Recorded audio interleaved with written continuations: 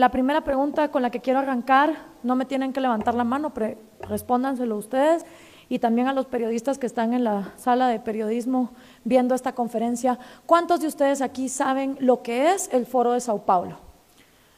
No tienen que levantarme la mano, pero respóndanselo ustedes. Gustavo nos acaba de enseñar muchos de los síntomas de lo que ocurrió en Venezuela. Ahora yo les voy a explicar de dónde viene esto, porque no surgen estas cosas por casualidad, ¿sí? No es de que de la nada está pasando todo esto.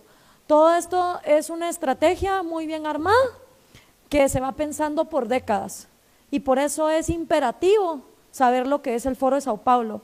Y México, de todos los países en América Latina en los que yo he trabajado, donde he estado dando conferencias, donde me he reunido con políticos, con jóvenes, con empresarios, es el país que menos enterado está regionalmente de todo lo que ocurre de Guatemala para el sur.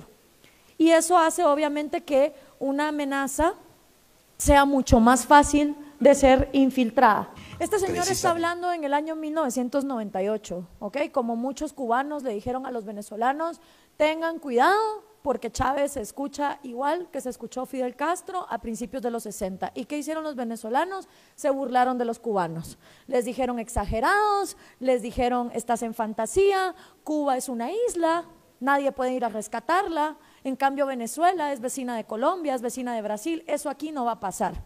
Y créanme que creo que hoy por hoy está mejor vivir en Cuba, que no es que sea un paraíso, a estar en Caracas. Entonces nadie aprende en pellejo ajeno.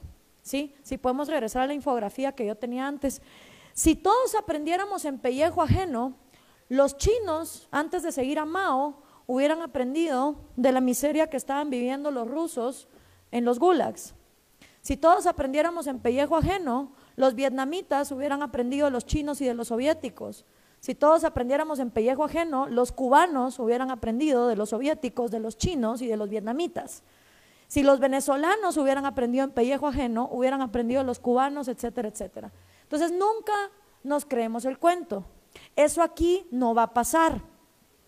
Y para uno no quedar como un paranoico, que lo que está es montando una teoría conspiración, vamos a hablar con hechos y con realidades. Pero el populismo que actualmente estamos viviendo en América Latina sí tiene una fecha de nacimiento.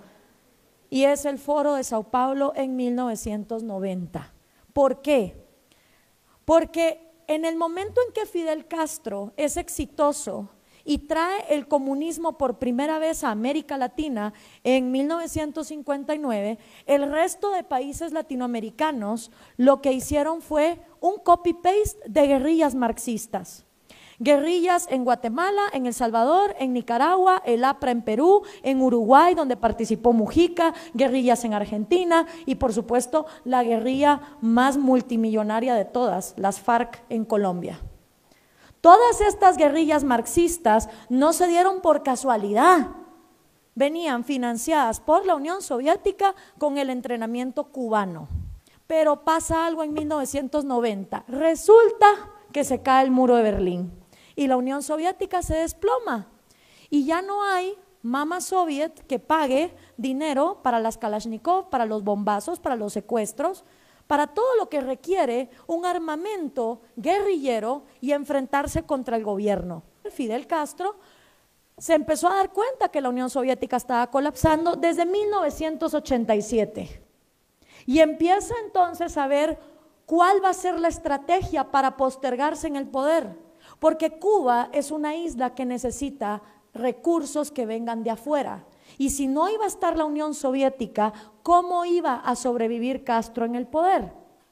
Entonces, busca a un joven marxista, sindicalista, apuesto, carismático, súper querido, de una de las naciones más millonarias de América Latina, Lula da Silva, en Brasil.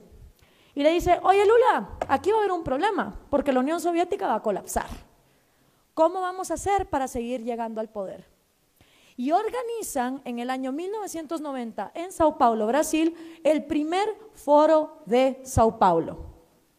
Y en ese primer Foro de Sao Paulo asisten todos los partidos comunistas, todos los guerrilleros marxistas, todos los sindicalistas de izquierda de la región latinoamericana.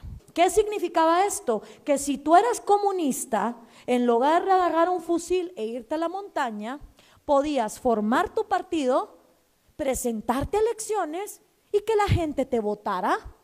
Hay un pequeñito problema. ¿Cómo hacemos para que la gente vote por comunismo en pleno año 90, cuando acaba de desplomarse el muro de Berlín y estamos descubriendo que 100 millones de seres humanos han muerto víctimas del comunismo? Está un poquito jodido vender esa idea cuando tanta gente ha muerto. Entonces había que encontrar una manera de manipular la democracia para poder llegar al poder. Aquí la lucha no es violenta. No se trata de andar matando gente, ni de irse al monte en una guerrilla. Aquí de lo que se trata es de hegemonía cultural. O sea, lavar cabezas. Lo que tienen que hacer los comunistas es lavar cerebros. ¿Lavarlos dónde? En el cine, en el teatro, en la música, en la escuela, en la iglesia, en la casa, en la familia, en las conversaciones, en las tertulias, en los clubes de lectura, en lo que se lee. Y esa hegemonía cultural gramsciana es la que agarra el Foro de Sao Paulo en 1990 para manipular la democracia. Y ahí es donde el populismo, es decir, hablar de cosas gratis, cuando gratis no hay nada en esta vida, alguien lo tiene que producir, hasta el día que no se empiecen a crecer hospitales en los árboles, ¿sí? Dividir a la sociedad con odio, acabar con las instituciones y todo el manual que ya don Gustavo nos habló. El Foro de Sao Paulo se reúne todos los años, desde el año 90. La última vez que se reunió en México fue en el año 2012.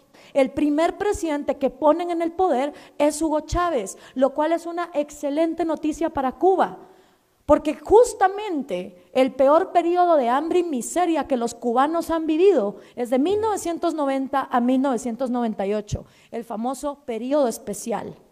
Y hasta que no entró el petróleo venezolano a reemplazar a mamá soviética, los cubanos estaban muy mal. Y ahora que el petróleo se desplomó, próxima parada, Colombia, porque el dinero de las drogas de las FARC es un excelente reemplazo del petróleo. Estos socialistas no piensan en décadas, piensan en siglos y están actuando por siglos. Entonces, si uno no comprende la magnitud regional de cómo está esta gente organizada, no la van a poder combatir. ¿Quiénes acudieron? De Cuba el Partido Comunista, de Colombia las FARC, de Nicaragua obviamente el Frente Sandinista, de Guatemala la URNG, de El Salvador el FMLN y de México, oh sorpresa, el PRD. Y ese es un gran reto para ustedes, porque a partir del año 2015, Morena también es miembro del Foro de Sao Paulo, pero el PRD es miembro del Foro de Sao Paulo desde que López Obrador estaba en el PRD. Entonces, yo en su lugar no sé qué haría, pues. No, se los digo de verdad, porque si un partido hoy por hoy es miembro del Foro de Sao Paulo, lo que le está diciendo al mundo es: el socialismo del siglo XXI es la vía, la dictadura venezolana es lo que hay que emular, vamos para allá. Un partido que hoy sea miembro de este foro está dándole aplausos y espaldarazos al genocidio que está ocurriendo en Venezuela. Y si ustedes salen a decir, Morena es miembro del Foro de Sao Paulo, ¿qué van a hacer cuando les digan y el PRD también? Por eso es importante entender, si vamos a ser congruentes, como se dijo aquí antes, y si no van a llevar el populismo destructivo al poder, ver qué se hace con esto.